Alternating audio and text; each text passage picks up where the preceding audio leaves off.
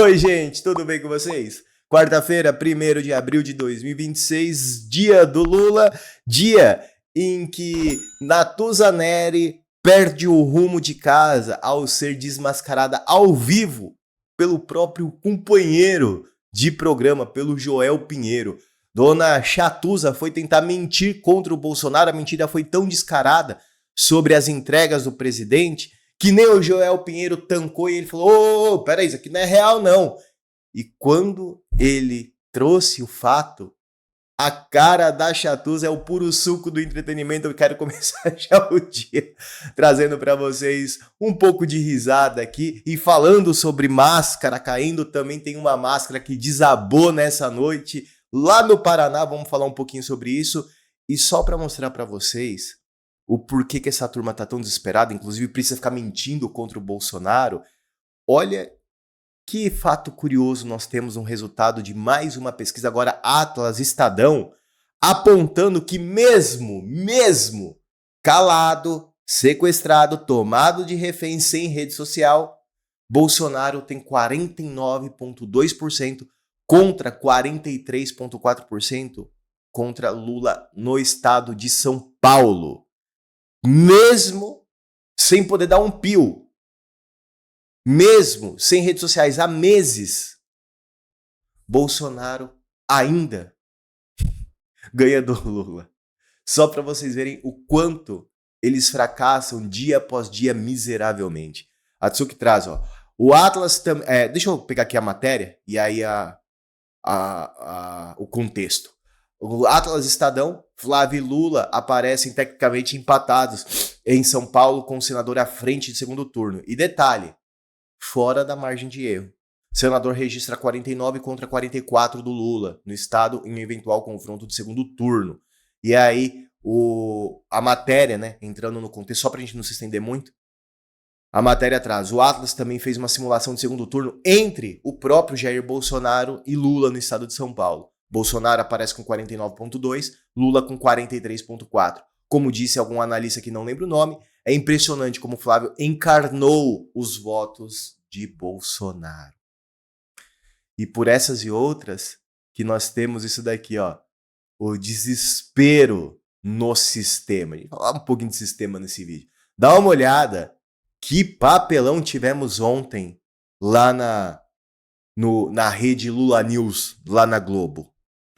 E vai ser difícil pro Flávio o bordão, não era o meu governo, era o governo do meu pai. Não vai colar, né? Mas muito difícil que o eleitor enxergue duas pessoas diferentes com o mesmo sobrenome, né? Então, ele o tempo inteiro vai ser cobrado a explicar o governo do próprio pai, do qual ele fez parte também, como senador, mas era defensor do governo. Existe um fator que é sempre levantado nessas horas e com certeza vai ser também para muitos problemas do governo anterior, pode ser levantado o fator pandemia, para dizer, olha, a pandemia realmente bagunçou de tal maneira tudo que não dá para atribuir ao governo uma série de coisas que aconteceram, né? Problemas sociais, saúde pública, problemas na educação, a pandemia foi um fator ali que bagunçou tudo. E, estritamente, do ponto de vista econômico, fiscal, o que ele vai poder apresentar é, olha, na pandemia o governo realmente gastou muito mais, mas daí nos 2 anos seguintes, né, ano da pandemia 2020, né? Daí na sequência, 2021 e 2022, o governo Bolsonaro entregou resultados fiscais de melhora das contas públicas. Aí por descambou. outro lado... Depois disso descambou, né? E depois, no governo Lula, a coisa volta a se deteriorar. Não, no governo Bolsonaro, o fiscal do governo Bolsonaro na segunda metade, no ano da eleição, foi um descalabro. Não é o resultado do endividamento. Tem toda a questão, a discussão, o que fazer com os precatórios, que aumentaram muito, uma parte da conta foi passada à frente, mas houve também um corte de gastos estrutural ali. Se era sustentável ou não é uma boa discussão, inclusive, mas aconteceu. Então é um ponto que pode ser trazido aí. Que vergonha alheia, hein? Sabe o melhor? Até tiraram um print. Olha o momento aqui, ó. No momento em que ele fala que o governo Bolsonaro entregou uma melhora fiscal em 21, 22, ela sente o desconforto da verdade. Sentiu, hein? Sentiu e sentiu com força. Incrível que como a Chatuza Neri não dá uma dentro. É incrível. Ela não consegue emplacar nada. Sempre ela se auto-sabota. Foi falar na frente do Joel. A coisa foi tão feia que nem o Joel conseguiu ali passar um pano, fazer um... Não. Aí não dá também, né? Aí, pô. Gente, e falando sobre as máscaras caindo, deixa eu trazer um negócio aqui interessante pra vocês. Dá uma olhada nisso aqui, o que temos nestas últimas horas viralizando nas redes sociais. Cristina Grêmio, lá de Curitiba. Aquela que em 24 foi contra o presidente Bolsonaro, fez lá sua campanha à prefeitura. Lembra que fez vários vídeos, inclusive era um Bolsonaro fazer um posicionamento, ela ia lá, tacava outro. Em 22 nós aqui já alertávamos sobre os passos dessa senhora. E agora, ela que em 24 falou sobre a direita caçabista. Dá uma olhada nisso daqui, ó.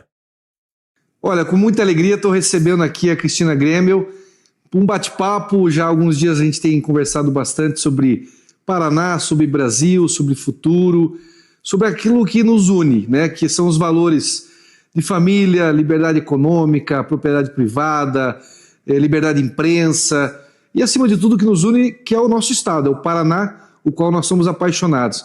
E hoje, com muita alegria, eu fiz o convite para Cristina Grêmio que ela pudesse vir para o PSD nos ajudar a pensar o Paraná do futuro, mas, acima de tudo, já trabalhar o presente. Então, Cristina, seja muito bem-vinda. Estou muito feliz em ter você junto com a gente, representando as mulheres paranaenses, a força da mulher paranaense, a inteligência da mulher paranaense, e também como uma grande comunicadora e jornalista que você é, sempre defendendo os interesses do Paraná. Obrigada, né? Eu estou aqui nesse início de jornada política. Para mim é tudo novidade, ainda tem essa questão de política partidária, mas a gente tem que ir construindo alianças. Já estivemos em lados opostos na eleição municipal, e é muito importante que a gente, pensando num projeto maior, a gente consiga caminhar junto com um grupo. Então, te agradeço, governador, por me receber aqui. É uma honra também ser convidado para fazer parte de um time que já construiu um estado forte. A gente quer que o Paraná continue forte. Então, estamos juntos para somar. Que bom. Seja bem-vinda. Esse é o Paraná, unidos em paz. Obrigada.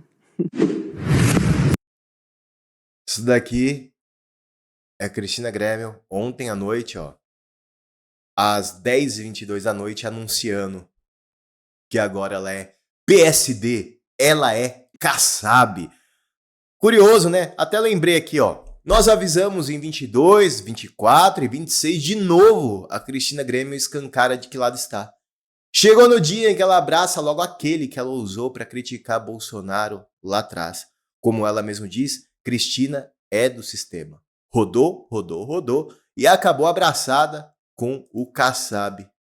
A podridão está dentro do candidato, né? Não olha para o próprio partido, para a própria coligação. Vamos lembrar quem é o presidente do partido dele? Kassab. Kassab é o presidente do PSD que o Brasil inteiro rejeita.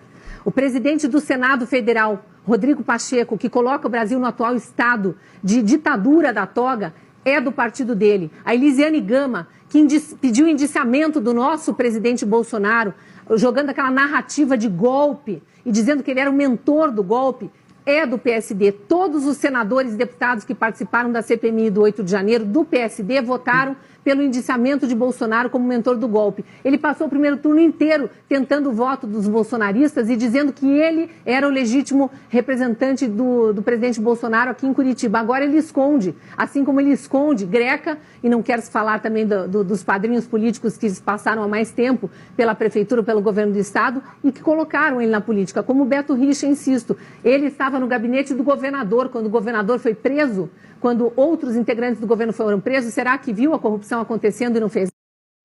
A podridão. Que coisa, não? E tem mais, ó, não tem só vídeo. Aqui o vídeo é autoexplicativo, né? Mas aqui, por exemplo, ó, essa outra publicação dela. Deltan esteve junto de Paulo Martins. Isso daqui foi 4 de fevereiro de 25, ó. Agora, um ano atrás. Deltan esteve junto de Paulo Martins contra mim para ajudar a eleger o candidato do sistema. E continuam. Eu sigo pensando no Brasil. Alcolumbre representa mais 2 anos de atraso. Foi o que eu disse. O resto é invenção da direita caçabista. Meu Deus do céu. Que vergonha alheia, hein? Que vergonha alheia. Rodou pra terminar abraçada com o Kassab. E falando sobre vergonha alheia, a chapa censura e taxação tá posta. Lula bateu o martelo, Alckmin, vice, agora falta definir o presidente. Vamos ver onde isso aqui vai dar. O fato é que nas últimas horas a gente tá tendo muitos desdobramentos aí, eu falei, até o próximo dia 4, né, quando fecha as janelas aí, muita coisa vai acontecer e muito entretenimento nós teremos daqui em diante. Esse é o nosso primeiro vídeo desta quarta-feira. Já a gente volta com o nosso segundo vídeo. Acho que eu vou inverter, tá, gente? Talvez eu traga o segundo vídeo do dia gravado e a gente entra ao vivo à noite. O horário da noite acho que tá mais bacana. Então talvez a gente entre aí lá pelas 6, 7 da noite mesmo e traz um vídeo no período da tarde. Eu vou finalizando com vocês por aqui. Curta, comentem, compartilhe. Se você puder e quiser apoiar nosso trabalho, a financiar o nosso trabalho aqui do Lateu QR Code, abaixa a chave Pix. Eu conto com o apoio de vocês. Se você não tem recebido os nossos conteúdos, você quer ficar sabendo de tudo, no link, na descrição desse vídeo tem o link da nossa comunidade. Clica lá, participa, fiquem com Deus, que Deus abençoe o Brasil, que Deus abençoe cada um de vocês e até o próximo vídeo. Começamos o dia do Lula bem, hein?